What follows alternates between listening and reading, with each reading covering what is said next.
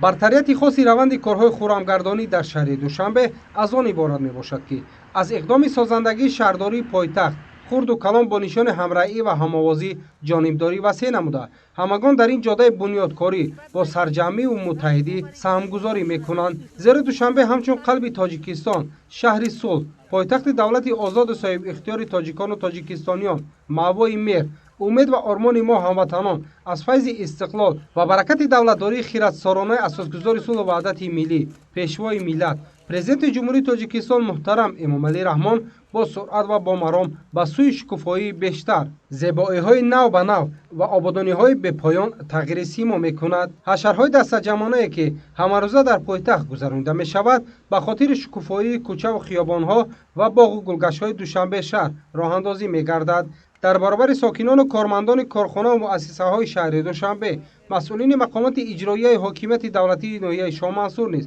бо пайравӣ аз муроҷиатномаи раиси шаҳри Душанбе муҳтарам Рустами Эмомалӣ бобати ба шаҳри Гулрез табдил додани шаҳри Душанбе ин навбат дар минтақаи муассисаи истифодаварии манзили рақами 5 маҳаллаи Гулобод ва дигар маконҳои муайяни ноҳия маъракаи ниҳолшинониро идома дода, танҳо имрӯз наздик ба 1000 бех дарахтони ороишиву ҳамешасабз шинонида шуд, ки мақсади амалисозии ин иқдом саҳмгузории сокинон ва кормандони касбу кори гуногун дар сабзу хӯрамгардонӣ ва гулгуншукуфоии пойтахти кишвар мебошад. Тибқи иттилоъ, то имрӯз зиёда аз 34 000 бех ниҳолони ороишиву ҳамешасабз дар ҳудуди ноҳия шинонида шудааст, ки ин нишондиҳанда ба 60% нақша баробар мебошад. ташаббуси мазкур бошад аз ҷониби масъулину кормандони ноҳияи Шоҳмансур то охири мавсими ниҳолшинониву кабдгузоркунӣ пайгирӣ карда мешавад. боиси қайд аст, ки иқдоми мазкур баҳри боз ҳам тозаву озода нигоҳ доштани пойтахти кишвар ва ба шаҳри Гулрез табдил додани Душанбе шаҳр заминаи мусоид фароҳам меорад. масъулини сохторҳои гуногуни ноҳияи Шоҳмансур дар талошанд, ки